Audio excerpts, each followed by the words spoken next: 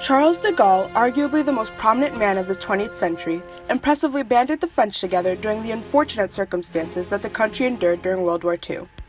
Determined to stand against Hitler and the faulty Fourth Republic of France, he campaigned to construct a new French government that removed prior inequities and focused on the wellness of French citizens as well as a better political regime. His work as president helped boost the French economy and establish French independence. French history will forever be changed by the influence of Charles de Gaulle's dedication to his country and the revisions he made. Charles de Gaulle was raised in a devoted Catholic family. Growing up, his education was his priority, and during his school years, he dreamed of becoming a leader. In 1909, he enrolled into St. Croix, France's top military school, completing his studies in 1912. He then chose to join an infantry regiment commanded by Colonel Philippe Pétain. During World War I, de Gaulle fought in the Battle of Verdun, one of the deadliest battles of the war, and spent 2 years and 8 months as prisoner. He attempted to escape several times, failing each time only to be released at the end of the war. After World War I ended, de Gaulle enrolled into a special training program at École Supérieure des Guerres and was later promoted to the French Supreme War Council in 1925 by Marshal Pétain. During this time, he wrote several notable books exploring numerous military issues, one of which was an analyzation of Germany and its military called La Discorde chez l'ennemi. He also wrote Vers l'armée de métier, which was a collection of suggested improvements that he believed could be made to the French army. And he wrote La France et son armée, a historical military piece that caused a fallout between him and Pétain. Although these books were largely ignored by French military officials, ironically they were very influential and were taken into consideration by the Germans. According to some reports, the German military actually followed some of de Gaulle's recommendations in the upcoming World War II. In the beginning of World War II, when conflict broke out between France and Germany, de Gaulle led a tank brigade attached to the French Fifth Army. He was later promoted to general of the 4th Armored Division in 1940, and during that same time he also became the Undersecretary for Defense and War for French leader Paul Reynaud. Reynaud died shortly afterwards, and Pétain replaced his position. Thus, de Gaulle was forced to work under his former mentor with whom he had previously feuded. The government which Pétain led, often referred to as the Vichy government, was notorious at the same time for being allied with the Nazis. They agreed to a deal with Germany to avoid further bloodshed on France's behalf. Le maréchal Pétain parle à la France.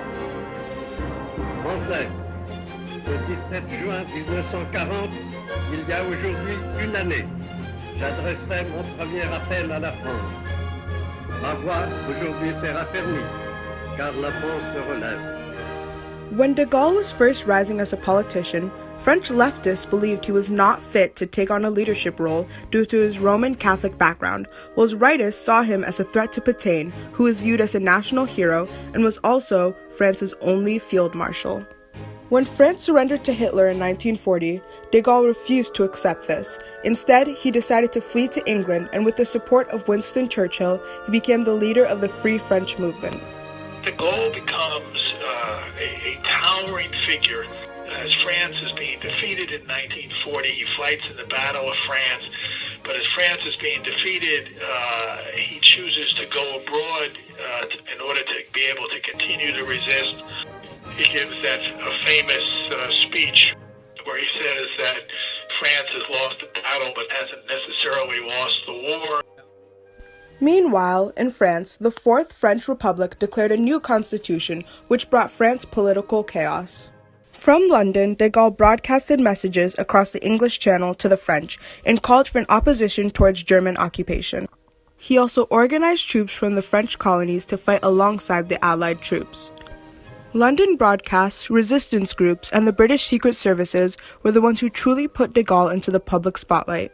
Nous croyons que l'honneur des Français consiste à continuer la guerre aux côtés de leurs alliés. Et nous sommes résolus à le faire. Nous espérons qu'un jour, une force mécanique supérieure nous permettra d'avoir la victoire et de délivrer la patrie. de Gaulle formed the Rally of the French People, known as the Rassemblement des Peuples Français, a mass movement that grew so quickly that it became an important political party by the 1951 elections and won 120 seats in the National Assembly.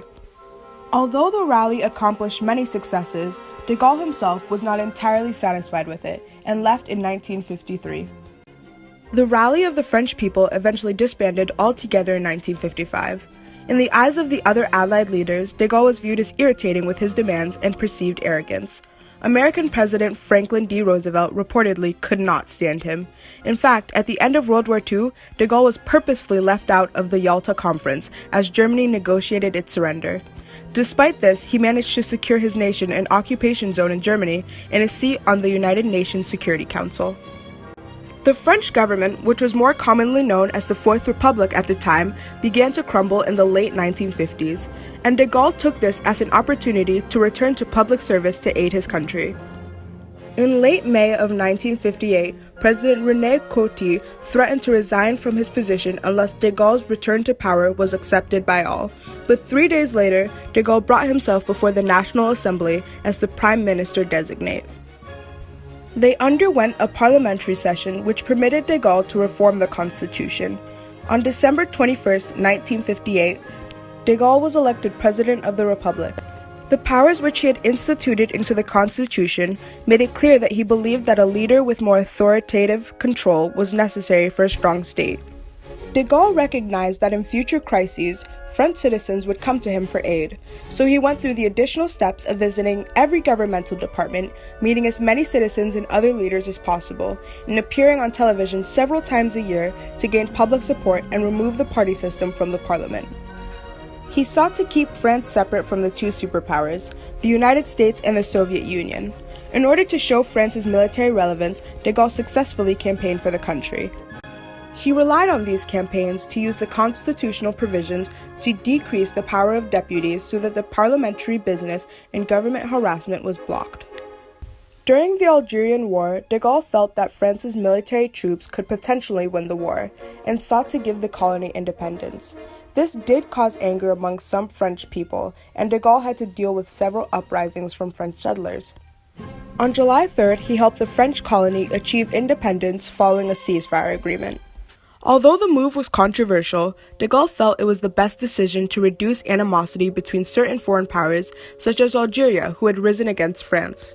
Had de Gaulle not taken action to ensure Algeria's independence, certain rebel groups such as the OAS terrorist group would have tried to retaliate against French uprisings in Algeria. In that situation in the late 50s, de Gaulle possibly saved France from a civil war. With great personal courage, he was almost assassinated, narrowly escaped assassination at least one time. In addition, de Gaulle supported the idea of a united Europe, but sought to maintain an independent France with its own nuclear weapons, intending to keep France free from the influence of other foreign powers. He aspired to build the Franco-German cooperation as the cornerstone of the EEC, which is now known as the European Union. De Gaulle gave the first state visit to Germany since the time of Napoleon. After resigning as president of the French Republic in April of 1969, Charles de Gaulle returned to the French city of Colombey-les-Deux-Églises. Shortly after, de Gaulle passed away due to a sudden heart attack on November 9, 1970. Following his death, French President Georges Pompidou, who succeeded de Gaulle, delivered the news to the French people.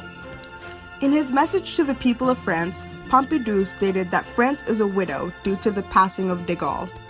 Many world leaders offered condolences and praise to de Gaulle following his death. Queen Elizabeth II stated that his courage and tenacity in the Allied cause during the dark years of the Second World War will never be forgotten.